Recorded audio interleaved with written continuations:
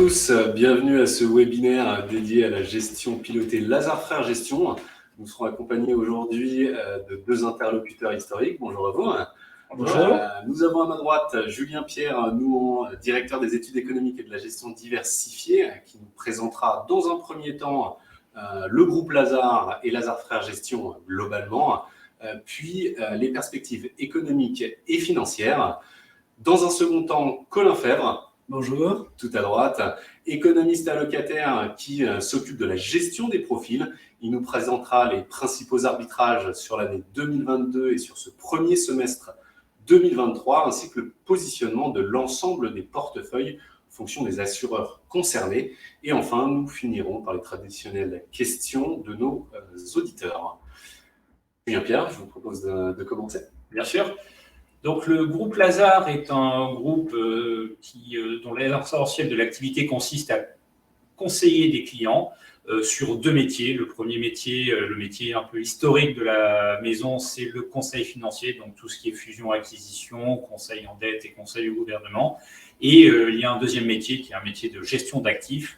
Donc là, on gère l'argent de nos clients. Les deux métiers font à peu près la même taille au sein du groupe. Et donc, au sein de ce grand groupe Lazare, qui est un groupe mondial, Lazare Frères Gestion est l'entité française de gestion d'actifs. Sur le slide suivant, on a quelques éléments. Donc, on est un modèle qui est assez unique, à savoir un modèle où on a à la fois un petit peu de la gestion privée et de la gestion institutionnelle. On est présent sur toutes les classes d'actifs. On a eu la chance d'avoir une croissance régulière de nos encours sur les dernières années, qui nous permet d'accroître les moyens qu'on met à disposition du service de nos clients. Et on est présent essentiellement à Paris, mais également partout en France. Donc, on a une culture assez marquée qui est liée à la fois par ce statut de groupe mondial et également d'être une entreprise encore de taille humaine qui nous permet donc d'avoir un service vraiment de qualité, d'avoir des performances qui ont été reconnues et distinguées par de multiples prix, grâce à une équipe de gestion qui est expérimentée et stable. Il y a une société où il y a assez peu de rotation dans les effectifs et la relation commerciale des commerciaux avec nos clients est généralement bien reconnue par la place.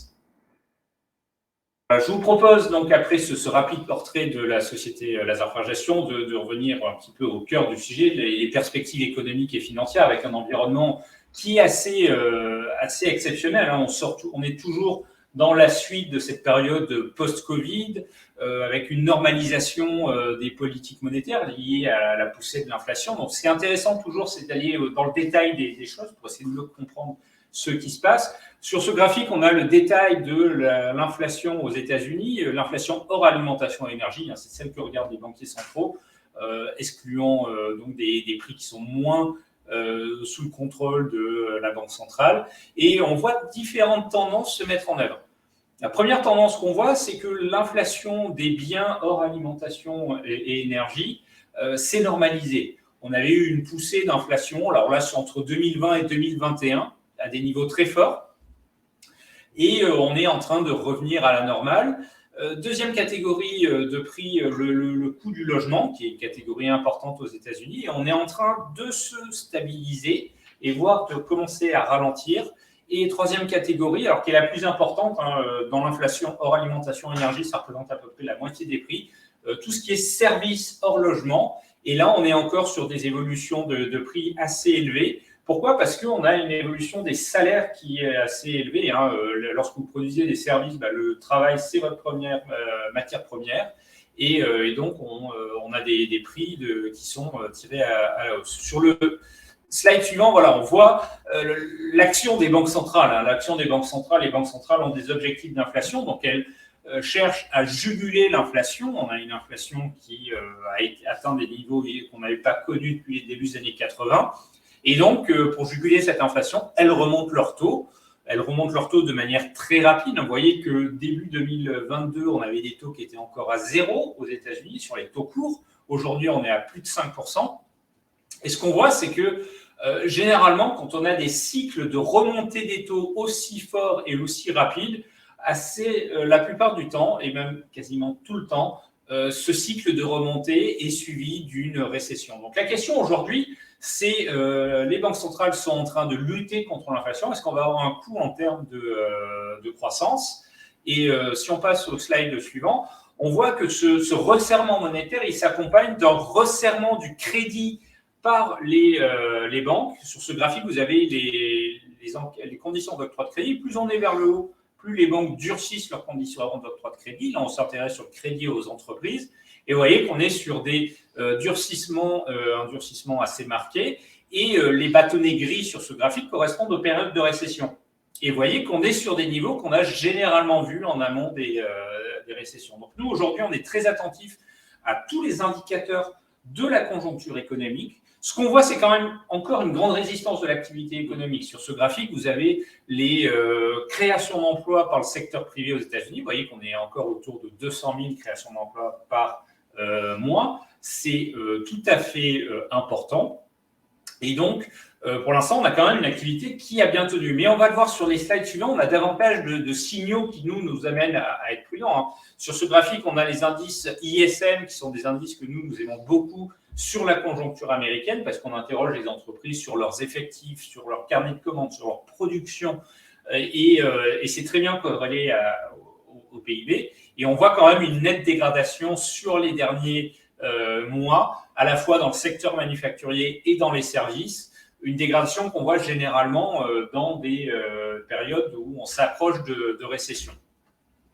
Autre signe qui nous incite à la prudence, les profits des entreprises, hein, les taux de marge qui commencent à diminuer. Alors, on ne le voit pas nécessairement dans les résultats boursiers parce que les résultats boursiers sont construits différemment de ce graphique qui est construit à partir des statistiques officielles du pays.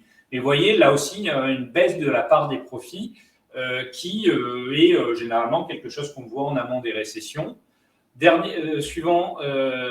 Sur le graphique suivant, vous avez des ajustements importants à venir, notamment au niveau du taux d'épargne. Qu'est-ce qui s'est passé sur les dernières années? On a eu le Covid, on a eu une réponse budgétaire absolument exceptionnelle avec des chèques qui étaient envoyés aux ménages américains qui, parce qu'ils ont reçu ces chèques, donc qui ont augmenté leurs revenus, et parce que par ailleurs, avec les confinements, ils ont moins consommé pendant toute une période, ont accumulé une épargne un peu exceptionnelle. Et sur les derniers mois, sur les 2 dernières années, pour résumer, les ménages ont consommé cette épargne exceptionnelle. Et donc, leur taux d'épargne, aujourd'hui, vous voyez, est autour de 4%, contre une moyenne autour de 7%. Petit à petit, ils consomment toute cette épargne excédentaire et il y aura un moment où ce taux d'épargne va revenir vers les 7%. Et donc ça va peser évidemment sur la consommation. Donc aux États-Unis, on a une inflation qui est encore trop forte aux yeux de la Banque centrale pour qu'elle envisage de baisser ses taux. Une activité économique qui est pour l'instant très résistante, mais on a davantage de signes que le resserrement monétaire qu'on observe est en train de se transmettre à l'économie, à l'activité économique. Donc aujourd'hui, nous, on est dans cette phase où on se dit qu'il est de plus en plus probable que l'économie américaine entre en récession au 2e semestre. Dans la zone euro, l'histoire est un petit peu différente. On a des chiffres d'activité qui montraient une activité assez faible au premier trimestre. Alors, ce graphique est sur les données qu'on avait hier avec un PMI qui était proche de 0. Ce matin, on a eu la mise à jour de ces données pour le premier trimestre qui montre une légère contraction de l'activité, mais on reste en fait proche de 0. Alors, pourquoi est-ce qu'on se posait la question d'une récession dans la zone euro? C'était essentiellement lié à ce choc sur l'énergie. Et donc, on a pour l'instant échappé à la récession énergétique. Hein. Je rappelle que il y a 6 mois, on parlait de risque de coupure de gaz qui aurait été très perturbateur pour l'activité économique. Maintenant, on voit quand même des enquêtes, on l'a vu sur le slide précédent, qui se redressent, mais des données d'activité qui restent assez faiblardes. Hein. Sur ce graphique, vous avez les ventes au détail. Et vous voyez que les ventes au détail, depuis 1 an, sont orientées à la baisse parce que l'inflation dont on parle a quand même un impact sur la capacité des gens à consommer. Dans la zone euro, on a aussi un sujet d'inflation, on en a parlé, c'est valable aux États-Unis, c'est valable en Europe aussi, et c'est très lié à ce qui se passe au niveau du marché du travail. Le marché du travail reste très tendu. Sur ce graphique, vous avez le nombre d'emplois non occupés en Europe. Donc, voyez qu'on est, et en France et en Allemagne, vous voyez qu'on est sur des niveaux historiquement très élevés, et ça contribue à un marché du travail très tendu et donc à des salaires qui accélèrent fortement. On le voit sur le graphique de la page suivante. On a différentes mesures du coût du travail dans la zone euro, et vous voyez qu'on est sur des niveaux qu'on n'avait pas connus sur les 30 dernières années, et même en fait, lorsqu'on regarde d'autres mesures, sur les 40 dernières années. Donc ces pressions, elles contribuent au maintien d'une inflation élevée. L'inflation globale, vous le voyez, a nettement ralenti. On était à plus de 10%, on est revenu à 6% parce qu'on a une normalisation des prix de l'énergie. Mais l'inflation qui intéresse la Banque centrale, c'est l'inflation hors alimentation et énergie. Et celle-ci commence à ralentir, mais reste assez élevée, au-dessus de 5%. Donc l'activité dans la zone euro, en fait, elle est sans réelle tendance. On a fait du 0- au dernier trimestre 2022, au premier trimestre 2023. On peut penser que le deuxième trimestre 2023 va être aussi sur du 0+, et que, par contre, le resserrement monétaire qu'on observe continue de produire ses effets, et que donc, il y a quand même des facteurs de ralentissement de la conjoncture européenne, et un cycle qui va, selon nous, rester très dépendant de ce qui se passe aux États-Unis. Donc, on le voit, dans les pays occidentaux, les perspectives ne sont malheureusement pas très réjouissantes. Est-ce que la Chine peut nous sauver, comme elle l'a fait en 2009 ? Je rappelle qu'une bonne partie de la réaccélération de la croissance mondiale après la grande crise financière, c'est les plans de relance chinois. On a un pays qui est sorti de la politique zéro Covid, et donc on voit une reprise de l'activité. Les ventes au détail sont mieux orientées. Maintenant, on voit quand même que d'autres pans de l'économie chinoise restent sous pression. C'est notamment le secteur immobilier. Le secteur immobilier était en forte contraction l'année dernière. On a eu du mieux sur la première partie de l'année, mais on reste sur une contraction. C'est quelque chose qui est assez structurel dans l'économie chinoise, que ce ralentissement immobilier. Donc, pour résumer, on a un environnement qui, malheureusement, pour les investisseurs, reste assez compliqué.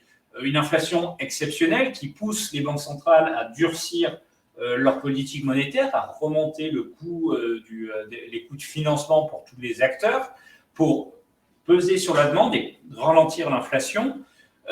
Et ce durcissement, il produit progressivement ses effets dans l'économie. On dit régulièrement que la politique monétaire a produit ses effets avec 12 à 18 mois de décalage. Je rappelle que les banques centrales ont commencé à remonter leurs taux au premier semestre 2022. Donc, on est encore dans la phase où tout ça produit progressivement ses effets. Et lorsqu'on regarde les données qui nous donnent un peu la température de la croissance aux États-Unis, on en a de plus en plus qui nous disent que l'économie est peut-être en train de basculer en récession. Alors cet environnement, il est très incertain et on voit beaucoup de volatilité sur les marchés, et notamment les marchés obligataires, qui sont des marchés un peu moins connus des investisseurs, mais qui sont des marchés très importants. Sur ce graphique, vous avez les anticipations sur la politique monétaire de la Banque centrale. La ligne bleue, c'est ce que les marchés attendaient en fin d'année dernière. Vous voyez que les marchés ont anticipé des taux qui resteraient sous les 5% et qui commenceraient à diminuer sur la deuxième moitié de l'année 2023. Au 15 mars, après les faillites bancaires aux États-Unis, les marchés se sont dit là, la Banque centrale est face à un vrai problème, donc elle va couper ses taux très rapidement. Vous voyez que la courbe grise nous disait que la Banque centrale pouvait baisser ses taux dès le mois de juin.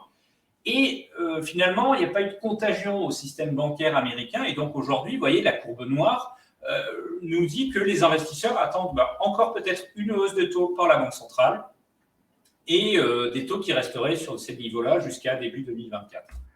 Alors, il y a eu beaucoup moins d'incertitudes sur la zone euro. Vous voyez que les trois courbes sont beaucoup plus proches. Grosso modo, aujourd'hui, les marchés anticipent encore une hausse des taux à la réunion de juin de la BCE et sans doute une hausse des taux à la réunion d'avril et puis après une pause. Donc tout ça, ce grand mouvement de resserrement de la politique monétaire, il a eu des conséquences sur les marchés obligataires en faisant remonter les taux d'intérêt, donc ce qui a pesé sur le prix des obligations et donc sur les performances des obligations l'année dernière. Mais pour les investisseurs, il a surtout permis de retrouver des rendements très attractifs sur le marché obligataire et notamment sur le crédit. Sur ce graphique, vous avez le rendement, donc c'est la courbe noire, des obligations de bonne qualité émises par les entreprises de la zone euro. Et vous voyez qu'aujourd'hui, on a un rendement qu'on ne connaissait plus depuis 2009, autour de 4%. Il y a 2 ans, on touchait péniblement du 0,5% sur ce type d'obligation. Aujourd'hui, on touche du 4%. Donc, c'est quand même beaucoup plus attractif. Les marchés actions ont eu un comportement assez exceptionnel. D'abord, sur l'année 2022, avec une forte baisse jusqu'à octobre 2022. Vous voyez que les marchés européens et américains ont baissé à peu près 2 concerts jusqu'à octobre 2022. Octobre 2022, les marchés ont commencé à anticiper peut-être un arrêt des hausses exceptionnelles des banques centrales. Puis on a eu des bonnes nouvelles en provenance de Chine. Donc tout ça a contribué à retrouver une certaine confiance et les marchés ont rattrapé tout ce qu'ils avaient perdu jusqu'en avril et c'est assez impressionnant comme mouvement. Alors les marchés européens particulièrement, les marchés américains, comme vous pouvez le voir, restent en dessous des points hauts atteints fin 2021. Il y a un peu plus de prudence. Ça veut dire que l'environnement, il est il pose davantage de questions pour le marché action.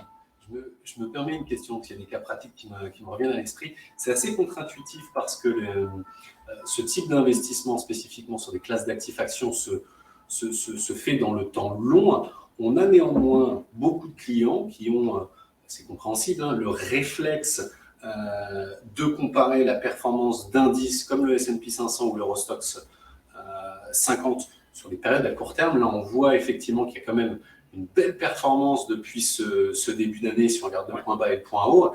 Est-ce que vous pourriez nous en dire plus sur la performance de ces indices? C'est-à-dire qu'on sent qu'il y a certains secteurs qui portent davantage que d'autres la performance de ces indices. Absolument. Lorsqu'on regarde les indices européens, un secteur comme le luxe a clairement été un moteur de performance avec là toute une thématique, notamment réouverture de la Chine, qui a joué, le fait que les consommateurs, on l'a dit, avaient beaucoup d'argent à dépenser. Donc, après le Covid, certains ont eu envie de se faire un peu plaisir et donc ça fait que les publications des valeurs du luxe ont été très bonnes depuis quelques trimestres, ce qui a beaucoup aidé ces valeurs. On a également un secteur comme l'énergie qui a pu aider. Aux États-Unis, on est clairement sur la question de la technologie. Lorsqu'on regarde la performance donc le S&P 500, je le rappelle, ce sont les 500 plus grandes valeurs américaines. Et lorsque vous regardez la performance de cet indice depuis le début de l'année, toute la hausse s'explique par les valeurs de la technologie, parce qu'on a eu un enthousiasme, notamment autour de la publication, la mise en ligne de ChatGPT, qui a déclenché beaucoup d'optimisme sur ce que ça peut apporter en termes de chiffre d'affaires et de gains de productivité. Et d'ailleurs, le rebond du marché américain, il correspond à peu près au moment où ChatGPT a été mis en ligne, donc vers novembre de l'année dernière. Et donc, le marché dans son ensemble a été tiré par ces valeurs. Si on les exclut, en fait, on a un marché qui est à peu près stable depuis le début de l'année. Donc là aussi, il y a des questions. Est-ce que le marché ne va pas un peu trop loin? On voit des valeurs comme Nvidia qui ont eu des progressions hallucinantes depuis le début de l'année, qui sont valorisées plusieurs fois leur chiffre d'affaires de l'année à venir et même sans doute de l'année encore suivante. On sait que le secteur de la technologie est parfois sujet à des poussées à des bulles financières parce que on peut construire des scénarios très très favorables sur ces valeurs. On va évidemment surveiller tout ça et après c'est tout le travail des analystes financiers de décortiquer les business plans de ces sociétés, leurs comptes financiers pour savoir quel est le juste prix de ces valeurs. Mais c'est vrai que nous, globalement, sur les marchés, on reste assez prudent parce qu'on a cette dégradation des indicateurs économiques dont on a parlé qui, pour nous, devrait amener quand même une contraction des résultats des entreprises. On a des marges qui sont très élevées et donc qui pourrait se retrouver un peu sous pression dans les prochains trimestres. Et historiquement, ce que montre le graphique suivant, c'est que d'abord, en termes de valorisation, on n'est plus aussi bon marché que l'on était il y a ne serait-ce que 3-4 ans, notamment sur le marché américain. Vous voyez que la prime de risque, donc le supplément de rémunération que vous recevez en achetant des actions américaines par rapport à des obligations du Trésor américain, c'est contracté. Et sur la zone euro, pareil, on est sur un niveau bas par rapport aux 10 dernières années. Et ce que montre le graphique, ce dernier graphique, c'est que historiquement, lorsqu'on a une récession, le point bas du marché action est atteint après que cette récession soit actée, visible dans la plupart des indicateurs économiques. On n'en est pas encore là, on l'a dit, on a une bonne résistance de l'activité économique, mais on pense que sur le deuxième semestre 2022, on pourrait avoir davantage cette matérialisation de la récession qui pèserait là sur les marchés américains. Donc aujourd'hui, Colin vous l'expliquera dans le positionnement actuel des portefeuilles. On a une vision assez prudente sur les actifs risqués. On a eu un rebond qui a été très très fort sur les actions sur le début de l'année. Mais on pense que la conjoncture économique reste quand même compliquée, pourrait amener des déceptions sur les résultats des entreprises. Et quelque part, on a une position d'attente qui est quand même plus attractive. L'obligataire de bonne qualité, aujourd'hui, on l'a dit, l'investment grade, donc des entreprises vraiment solides, rapportent du 4%. Et donc constitue, selon nous, une position d'attente assez attractive. À vous, Colin. Alors, on va faire maintenant le point sur ce qui s'est passé en termes de gestion dans les différents profils, du fait de cette actualité. Puis, on va aussi voir comment les profils sont positionnés pour les mois à venir. Alors, d'abord, on fait un rapide retour sur ce qui s'est passé au cours de l'année 2022, qui a été un peu une année clé dans l'évolution du positionnement des profils, puisqu'on est passé au cours de cette année 2022 d'une position où on avait beaucoup d'actions dans les profils. On était plutôt proche du haut des marges d'exposition sur les actions à des profils où il y a aujourd'hui beaucoup moins d'actions. Donc, premier mouvement d'allègement réalisé au mois d'avril. La guerre en Ukraine venait de démarrer. La Russie a attaqué l'Ukraine le 24 février dans un contexte d'inflation soutenue aux États-Unis, mais également en Europe, et qui s'est traduisait en termes de conséquences sur les marchés financiers par une hausse rapide des taux d'intérêt à long terme, donc les taux obligataires. À ce moment-là, donc en avril, on a fait un premier mouvement d'allègement des actions internationales. On a également allégé les obligations convertibles, une classe d'actifs intermédiaire entre les actions et les obligations et qui est également sensible au mouvement sur les marchés d'actions. Et puis, dans la partie obligataire, on a aussi réduit l'exposition au risque de cette poche obligataire en vendant des obligations sensibles à la remontée des taux obligataires, donc des obligations plutôt de maturité longue, et puis également des obligations privées émises par des entreprises qui étaient sensibles à cet écartement des primes de risque crédit, ce qu'on appelle les spreads. Et donc, on a choisi de réduire le risque de ces poches obligataires. Et puis, en contrepartie, on a renforcé les liquidités, donc les OPC monétaires que l'on va retrouver dans les différents profils. Deuxième mouvement d'allègement sur ce premier semestre 2022, mouvement opéré en juin. Donc, la guerre se poursuivait et malheureusement dure encore aujourd'hui. L'inflation avait atteint à ce moment-là des niveaux historiquement élevés aux États-Unis et en Europe, au regard de l'historique récent où on avait quasiment plus d'inflation. Et comme Julien Pierre le mentionnait, on avait un resserrement des politiques monétaires. Les États-Unis avaient démarré et en Europe également avec un léger décalage. On a encore allégé les actions internationales. On a vendu ce qui nous restait d'obligations convertibles. Et puis, dans la partie obligataire, un nouveau mouvement de réduction risque.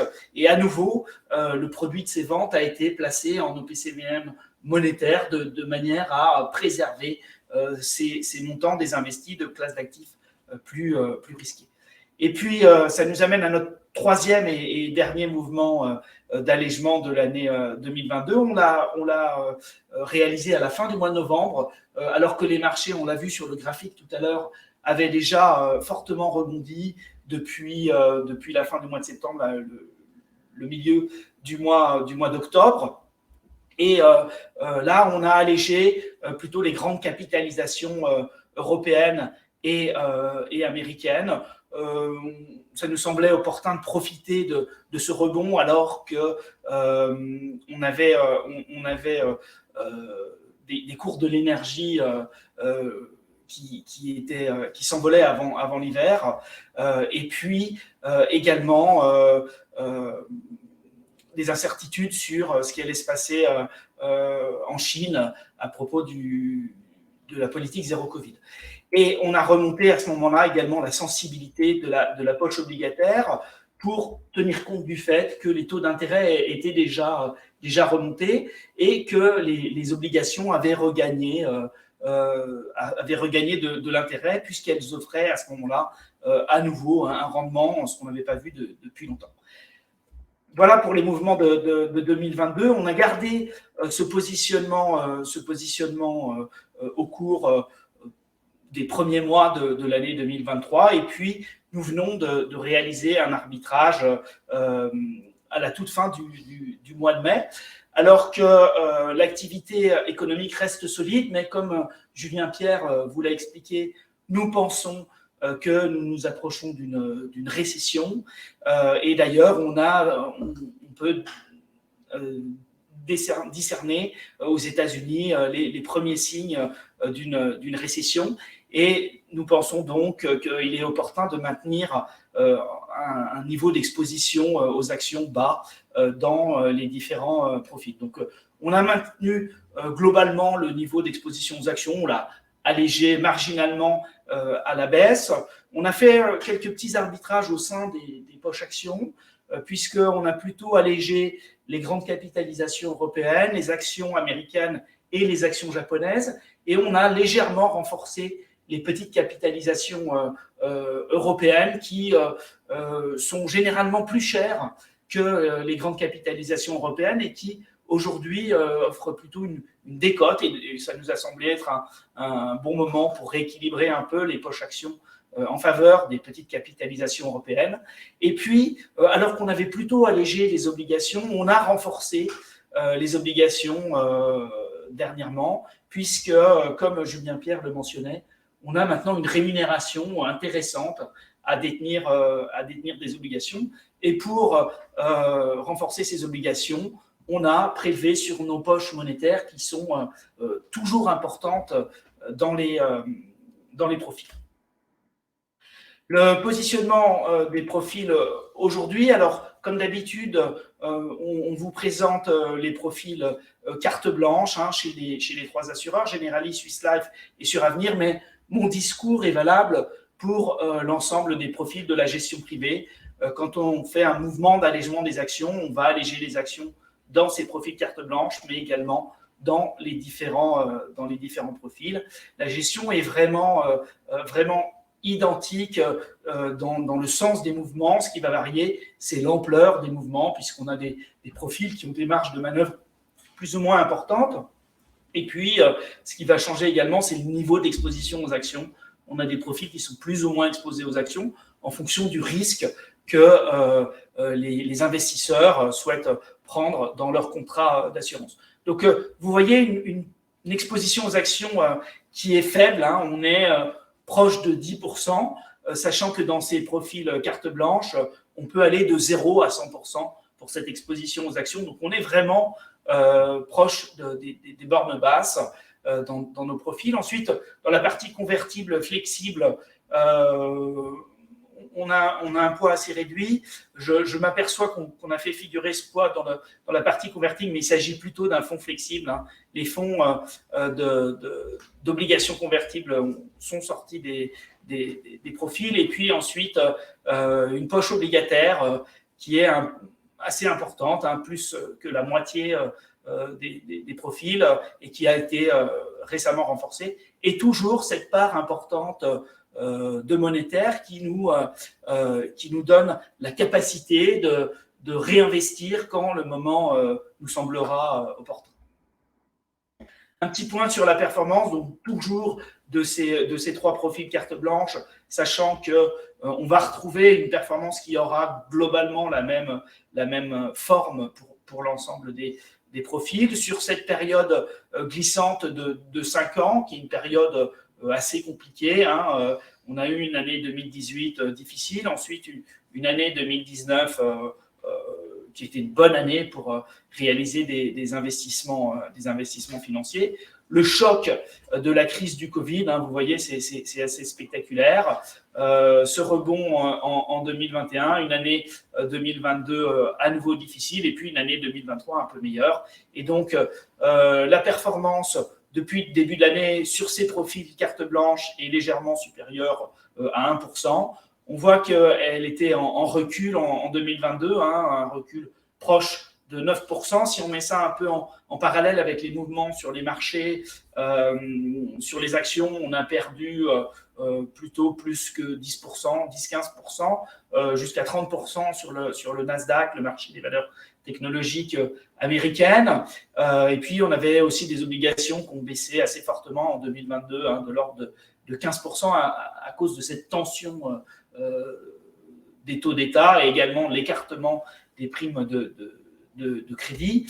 Voilà. Et puis, sur cette diapositive, les performances sur des durées un peu plus longues pour toujours ces 3 profils carte blanche. Et puis, pour avoir des éléments de comparaison, on a fait figurer sur la partie basse du tableau la performance d'indices représentatifs des grandes classes d'actifs, un indice monétaire, un indice d'obligations et puis des indices actions internationales de la zone euro et le CAC 40.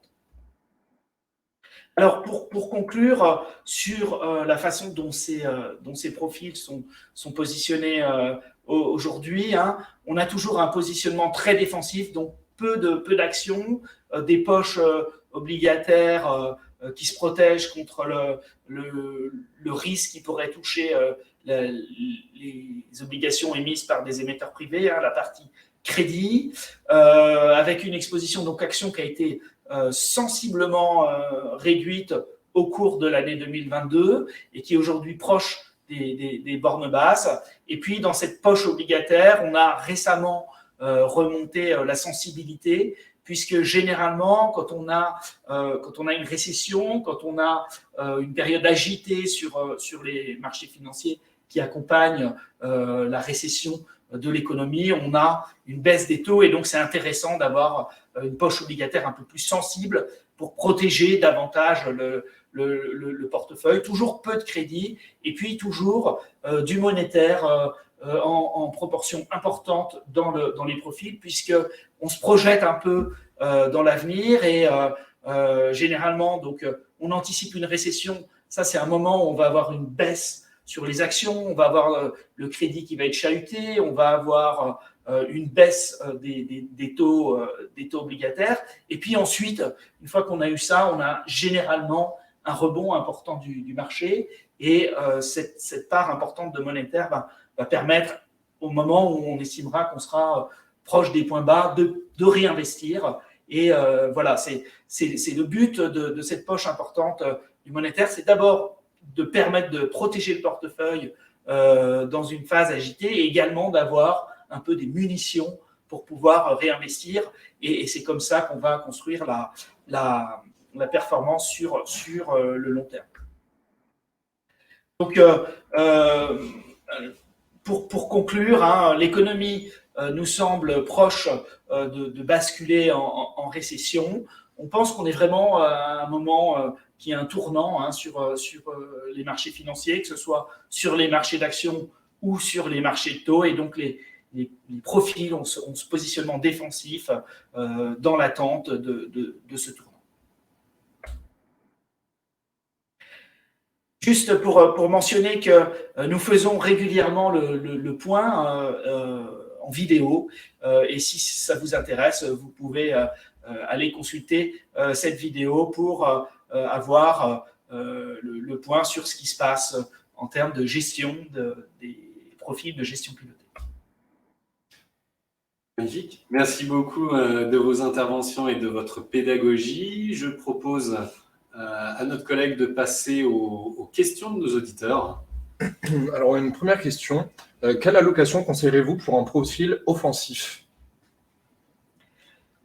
Alors, dans la gamme, alors, ce que je conseillerais déjà, c'est de choisir le profil le mieux adapté à son objectif de performance et puis à sa capacité à supporter de la volatilité. Donc, de la volatilité, ça se traduit en fait par un risque de moins-value. Si on est obligé de liquider son contrat à un moment défavorable et qu'on a un profil trop risqué, on peut être obligé d'avoir à matérialiser une perte en capital. Donc, voilà, donc je conseillerais d'abord de bien choisir son profil. Il y a des profils nombreux chez les trois assureurs. Hein. On a 11 profils chez Generali, il y en a 5 chez Suravenir, il y en a 4 chez Swiss Life. Donc, regardez un peu les performances passées de ces profils. Dans les bonnes années, ça c'est pour confronter leur performance à ces attentes en termes de performance.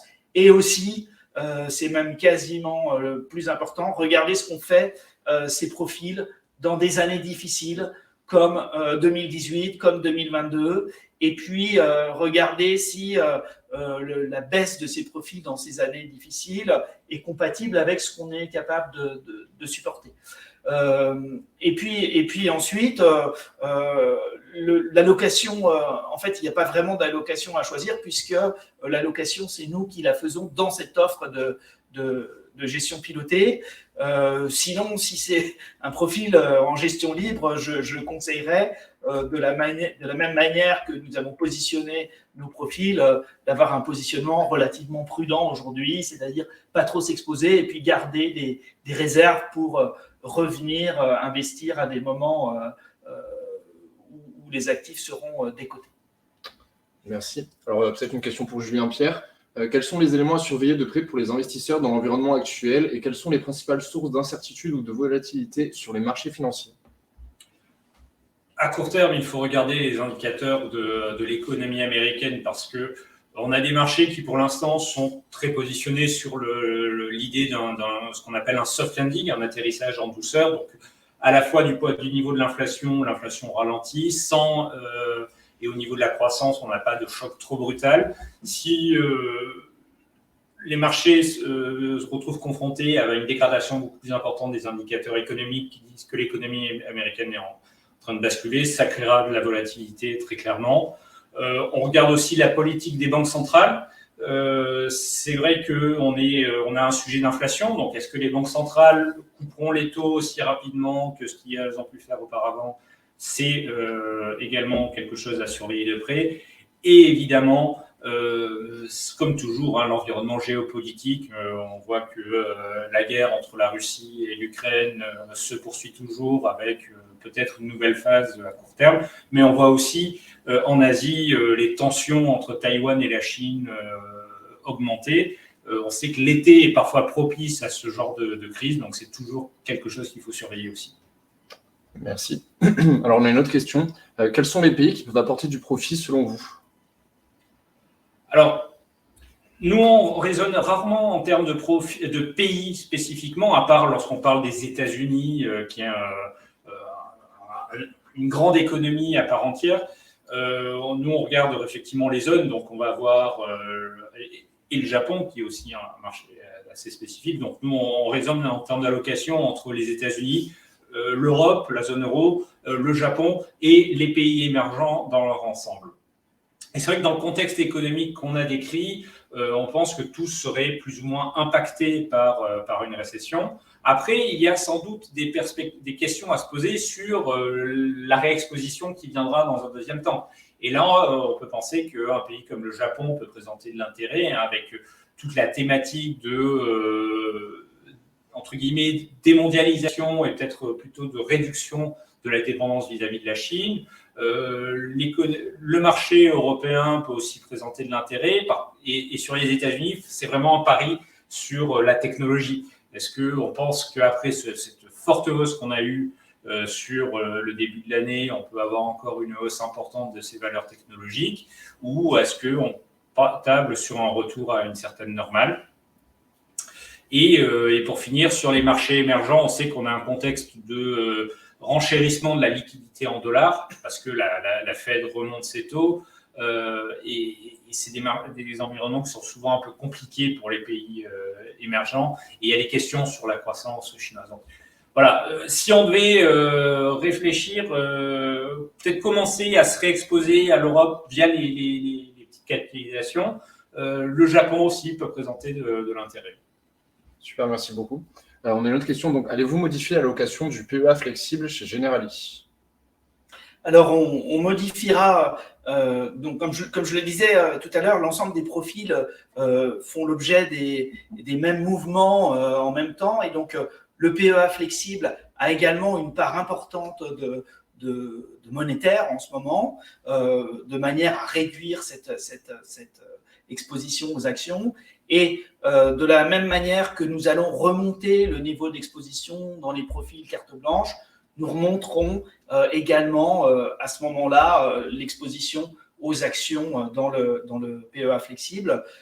Et l'idée, c'est que quand on pensera qu'on sera proche de ces niveaux bas, c'est de faire des mouvements d'investissement importants. Et comme le PEA flexible a des marges de manœuvre importantes, nous allons probablement acheter un montant significatif d'actions dans ce profil. Merci. Alors, on a une autre question. Que pensez-vous du private equity? Alors, c'est une classe d'actifs qui génère beaucoup d'intérêt aujourd'hui, parce que les performances sur les 10 dernières années ont été très favorables. D'abord, il faut avoir bien à l'esprit que c'est une classe d'actifs qui rentre dans les catégories des actifs illiquides. Donc, alors que lorsque vous achetez des actions, des obligations, vous pouvez les vendre du jour au lendemain, le private equity, généralement, vous vous engagez sur des périodes plus longues. Alors, vous avez une rémunération supplémentaire parce que vous immobilisez votre argent pour un peu plus longtemps.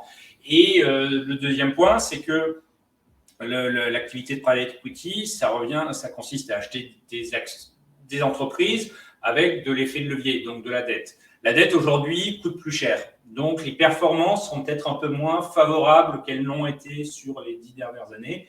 Mais encore une fois, c'est une classe d'actifs à part entière qui, dans un profil d'investissement, peut présenter de l'intérêt. C'est vrai qu'aujourd'hui, le contexte est peut-être un peu moins porteur pour celle-ci. Et c'est vrai et nous sommes très attachés à cette notion de liquidité, d'être capable d'ajuster les portefeuilles de nos clients très rapidement. Super, merci. Alors, on va revenir sur le PEA. Donc, l'absence d'obligation de facto dans le PEA est-elle pénalisante d'après votre analyse? Alors, ça dépend un peu des phases de marché. On a été dans une période de taux très bas, donc à ce moment-là, ça ne posait pas tellement de problèmes. Aujourd'hui, à l'inverse, les taux sont montés, mais les taux courts également sont remontés. Un placement en monétaire propose un rendement qui n'est pas très éloigné de 3%. Donc, on est quand même rémunéré sur cette partie monétaire du PEA. Après, ce qu'on n'a pas quand on a du monétaire et quand on a des obligations, c'est que dans les phases de grande agitation où on a généralement une baisse des taux d'État qui va permettre de compenser un peu la volatilité globale du portefeuille, on n'a pas forcément la même chose sur la partie monétaire. Donc voilà, mais non, à mon avis, c'est pas pénalisant. De toute façon, moi je pense que ce profil PEA, il est destiné à des investisseurs qui souhaitent réaliser une performance proche de celle d'un investissement en action et que ces marges de manœuvre que l'on a pour baisser à certains moments l'exposition aux actions, elles sont plutôt là pour réduire la volatilité par rapport à un placement 100% en actions, mais que voilà, c'est censé être un investissement proche d'un investissement en action. Donc, c'est à mon avis pas pénalisant de ne pas pouvoir investir sur de l'obligataire dans ce profil-là. Alors, merci pour cette réponse. Donc maintenant, une question sur les indices. Pour vous, quel est le niveau bas, donc par exemple du CAC 40, du SP500 ou du Dow Jones, pour commencer à revenir sur les marchés? Ça, c'est toujours une question compliquée qu'on nous pose toujours. Ça va dépendre un petit peu de l'ampleur de la récession. C'est-à-dire qu'aujourd'hui, on est sur une récession qui serait assez modérée, donc une baisse de 20-25%, peut-être 30% par rapport au niveau actuel sur l'Eurostoxx, où on est sur des points hauts. Donc, vous voyez, un Eurostoxx autour de 3000 points, ça pourrait constituer des niveaux plus intéressants. Aux États-Unis, on est aujourd'hui autour de 4300 sur le S&P. Pareil, si on descendait vers les 3300, ça serait des zones peut-être attractives. Mais si jamais la récession, parce que on découvre quelque chose qu'on n'attendait pas, comme ça peut se produire dans des cas comme ça, et que la récession se trouve un peu plus grave, les niveaux pourraient être ajustés à la baisse. Merci. Alors, peut-être une dernière question. Étant donné que nous avons le fonds en euros en assurance vie, quelle utilité de prendre des risques sur des obligations sans rendement plus importantes que le fonds en euros, sans rendement plus important que le fonds en euros? Aujourd'hui, les obligations, on l'a vu sur l'investment grade, donc des entreprises de bonne qualité, vous recevez du 4%. On n'a pas encore de fonds en euros qui soient revenus sur ce niveau de rémunération. Par ailleurs, dans une logique d'allocation d'actifs, donc de portefeuille qui va évoluer, vous exposer aux obligations, c'est prendre ce qu'on appelle de la sensibilité au taux d'intérêt. Et donc, c'est-à-dire que si les taux commencent à baisser, parce qu'on a un scénario de récession, la valeur de vos obligations va progresser. Donc, au-delà du rendement, il y a aussi cet aspect potentiel plus-value qui joue sur les marchés, sur les actifs obligataires. Et donc, c'est pour ça qu'aujourd'hui, on pense qu'il peut y avoir de l'intérêt à augmenter ces obligations dans les portefeuilles. Merci beaucoup. Merci à vous deux de votre présence, de votre temps et de votre pédagogie pour essayer de retranscrire à nos auditeurs votre stratégie et vos convictions. Si vous avez la moindre question pour nos auditeurs ou si vous souhaitez une étude un peu plus approfondie de votre situation, vous pouvez contacter Alta Profit. Notre équipe patrimoniale est disponible du lundi au vendredi de 9h à 18h. En attendant vos appels, nous vous remercions. Je me joins à Julien Père et à Colin pour vous remercier de votre présence et vous souhaiter une excellente fin de journée. À très bientôt.